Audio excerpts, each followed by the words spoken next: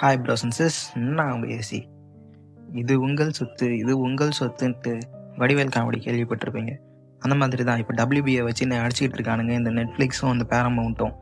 அது என்ன கதை, அதுக்கு பின்னாடி இருக்க பொலிட்டிக்கல் அஜெண்டா என்ன அப்படின்றத வாங்க பார்க்கலாம். அதுக்கு முன்னாடி இந்த சேனலை மறக்காமல் சப்ஸ்கிரைப் பண்ணிக்கோங்க. சரி, ஆரம்பிக்கலாமா? இப்போ 2 நாளைக்கு முன்னாடி தான் நெட்ஃப்ளிக்ஸ் வந்து நாங்கள் WBயை வாங்கிட்டோம் 72 பில்லியன் கொடுத்து, மொத்தமாக WBயை வாங்காமல் அதோட அசட்ஸை மட்டும் வாங்கியிருக்கோம் அப்படின்ட்டு சொல்லியிருந்தாங்க. ஆனால் இப்போ வந்து ஒரு புது கதையாக பேரமௌண்ட்டு நாங்கள் இருக்கும்போது நீங்கள் எப்படி அவன்கிட்ட வைக்கலாம், நாங்களும் தானே இதை கோட் பண்ணியிருந்தோம், நாங்கள் 108.4 பில்லியன் தரோம் அப்படின்ட்டு சொல்லியிருக்காங்க.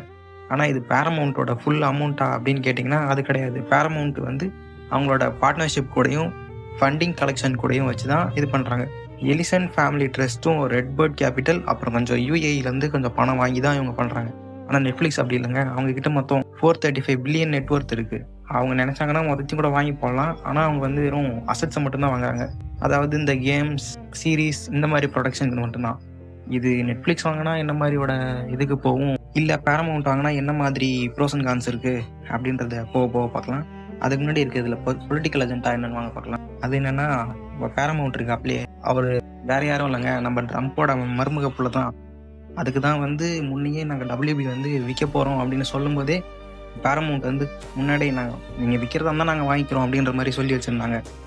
அதை வந்து இவங்க நெட்ஃப்ளிக்ஸ் நடுவில் வந்து கேட்கவும் இவங்க நெட்ஃப்ளிக்ஸ்க்கு 72 பில்லியனுக்கு கொடுக்கும்போது இவங்க பேரமௌண்ட் வந்து பொலிட்டிக்கல் அஜெண்டா படி ட்ரம்ப் இருக்காருங்க, சொல்லவா வேணும், ட்ரம்ப் வச்சு இவங்க அங்கே இங்கேருந்து பணம் நிறையா கலெக்ட் பண்ணி இவங்க வாங்க தான் முன்னே பார்க்குறாங்க. அப்படியே இவங்க நெட்ஃப்ளிக்ஸ்க்கு தான் விற்றாலும் எதுவும் சொல்கிறதுக்கு இல்லைங்க. நிறையா வந்து இதெல்லாம் பண்ண முடியாது சிவாஜி அப்படின்ற மாதிரி நிறையா இவங்க சைன் இருக்குல்ல, இந்த லெஃப்டில் இருக்க வேண்டிய சைன் ரைட்டில் இருக்குங்க அப்படின்ற மாதிரி கூட நிறையா கேன்சல் பண்ணுவானுங்க. எப்படியும் கொஞ்சம் அலைய விட்டு தான் பண்ணுவானுங்க. எப்படியும் ரைட்ஸ்லாம் கரெக்டாக வந்து நெட்ஃப்ளிக்ஸ் பக்கம் போகிறதுக்கு எப்படியும் ஒரு 12 to 18 months ஆகும்.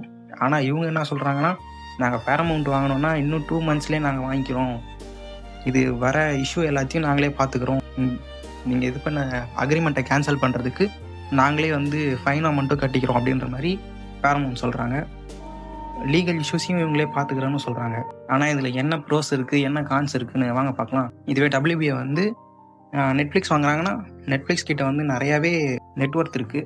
அதை வச்சு அவங்க இன்னும் பல டெவலப்மெண்ட் கொண்டு வரலாம். ஆனால் தேட்ரிக்கல் ரிலீஸ் இருக்குமான்னு கேட்டிங்கன்னா அது டவுட் தாங்க. ஏன்னா நெட்ஃப்ளிக்ஸே ஒரு ஸ்ட்ரீமிங் கம்பெனியாக இருக்கும்போது அந்த ஸ்ட்ரீமிங் கம்பெனி வந்து அவங்க ஸ்ட்ரீமிங் பண்ணுறதை மட்டும்தான் பார்ப்பாங்களே தவிர அதை வந்து தேட்ரிக்கல் ரிலீஸ் பண்ணணும் அப்படின்ற மாதிரி நினைக்க மாட்டாங்க.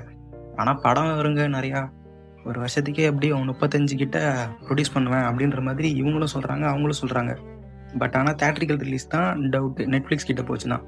கேமிங்லாம் வந்து பார்த்தீங்கன்னா கேமிங் டெவலப்மெண்ட் இருக்கும், ஆனால் எல்லாத்தையுமே மொபைல் கொண்டு வந்துடுவான். நீங்கள் பிசியில் விளாண்ட பெரிய பெரிய கேம்ஸ் எல்லாத்தையுமே அவன் நெட்ஃப்ளிக்ஸ் ஸ்ட்ரீமிங் அக்கௌண்ட் இருக்கா, காசு கொடு அப்படின்னு கேட்டு மொத்தத்தையும் இது கொண்டு வந்துடுவான். இப்போ பிசி கேம்ஸே ஸ்ட்ரீமில் இருக்குன்னு வச்சுக்கோங்க. எனக்கு ஸ்ட்ரீம்லலாம் எனக்கு தேவையில்லைங்க, நான் தனியாக ஆரம்பிக்கிறேன் ஸ்ட்ரீமிங் கம்பெனி, ஏன் நெட்ஃப்ளிக்ஸ் இதில் கொடுங்க அப்படின்ற மாதிரி அவனும் வாங்க வாய்ப்பு இருக்குது. அவன் நெட்ஃப்ளிக்ஸ் வந்தானா கேமிங்க்கும் பாதிப்பு, தேட்ரிக்கல் ரிலீஸ்க்கும் பாதிப்பு. ஆனால் ப்ராடக்ட் வந்து நல்ல குவாலிட்டியாக இருக்குங்க, அது இல்லை. இப்போ பேரமௌண்ட்டு பக்கம் வந்தீங்கன்னா பேரமௌண்ட் வந்து அது என்ன தான் தேட்ரிக்கல் ரிலீஸ் பண்ணாலும் அவங்ககிட்டே நஷ்டத்தில் ஓடுது. அவனே கடன் வாங்கி தான் ஃபண்ட் கலெக்ட் பண்ணி தான் இது பண்ணிகிட்டு இருக்கான். இப்போ வந்து அவன் வந்து ஒரு குட் குவாலிட்டியில் படம் கொடுப்பேன், நான் என்ன தான் 25 to 35 வரைக்கும் படம் வருஷத்துக்கு ரிலீஸ் பண்ணுவான்னாலும் அது ஒரு நல்ல குவாலிட்டியில் இருக்குமா அப்படின்றது டவுட்டு தான்.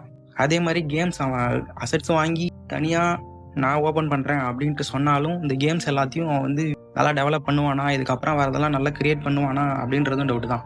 பேரமௌண்ட் வந்து ஸ்கைடான்ஸ் அனிமேஷன்ஸ் இருக்குது, ஆனால் இவன் வந்து WBயோட கார்ட்டூன் நெட்வொர்க் போன்ற பல இதையும் தான் சேர்த்து வாங்குறான். அப்படின்னா இது கொஞ்சம் இம்ப்ரூவ்மெண்ட் ஆகுதான் பார்க்குமே தவிர இது டிக்ரிமெண்ட் ஆகாது. இதே வந்து ஸ்கைடான்ஸ் கொஞ்சம் நாளாக அடுத்து தான் கிடக்குது. அதையும் வந்து இந்த கார்ட்டூன் நெட்வொர்க் இந்த மாதிரி அனிமேஷன்ஸ் மூலயமா இன்க்ரீஸ் பண்ண முடியுமான்றதுக்கும் இவன் பார்க்கணும். அதே மாதிரி கேம்ஸ் வந்து நல்லா டெவலப் பண்ணி விட்டாங்கன்னா கொஞ்சம் இதுவாகும். நானும் வந்து எனக்குன்னு தனியாக நான் ஆரம்பிப்பேன், நான் இப்படி தான் பண்ணுவேன்னா இவனுக்கும் நொட்டின்னு தான் போகும். அதே மாதிரி நெட்ஃப்ளிக்ஸ் பக்கம் வந்தீங்கன்னா இவன் கேம் நல்லாவும் டெவலப் பண்ணுவான், இவனுக்குன்னு தனியாக ஸ்ட்ரீமிங் நெட்வொர்க் இருக்குங்க. நெட்ஃப்ளிக்ஸ் கேம்ஸ் எத்தனை நோட் பண்ணிக்கிங்கன்னு தெரியாது. இப்போ வந்து பிசி கேமில் இருந்து நிறையா GTA, RDR இது எல்லாத்தையுமே வாங்கி நெட்ஃப்ளிக்ஸ் கேம்ஸில் ஆட் பண்ணி இப்போ ஓட்டிகிட்டு இருக்கான். நெட்ஃப்ளிக்ஸ் சப்ஸ்கிரிப்ஷன் இருந்தால் விளையாடுற மாதிரி மொபைல் அந்த மாதிரி இருக்கிற கேம்ஸ் எல்லாத்தையும் பண்ணி விட்டானா ஒன்றும் பண்ண முடியாதுங்க. டெவலப்மெண்ட் அப்படின்றதும் இருக்காது, தேட்ரிக்கல் ரிலீஸ் தேட்டரில் என்ஜாய்மெண்ட் பண்ணுவேன் அப்படின்றதும் இருக்காது. இப்போ 2 தரப்பு மக்கள் இருப்பீங்க. நான் தேட்டரில் தான் போய் படம் பார்ப்பேன் அப்படின்றவங்க வந்து பேரமௌண்ட் வாங்கினாங்கன்னா அவங்க பார்ப்பாங்க. இல்லை நான் நெட்ஃப்ளிக்ஸில் தான் படம் பார்த்துட்டு இருக்கேன், ஸ்ட்ரீமிங் அக்கௌண்ட்டில் தான் வச்சு பார்க்க அப்படின்றவங்க தரப்பான மக்கள் இருந்தீங்க. அவங்க வந்து நெட்ஃப்ளிக்ஸில் வச்சு தான் பார்ப்பாங்க, ஸ்ட்ரீமிங்கில் பார்த்துப்பாங்க. இது என்னோட தாட்ஸ் தான். உங்களோட தாட்ஸ் என்ன மறக்காமல் கமெண்ட் பண்ணுங்கள்.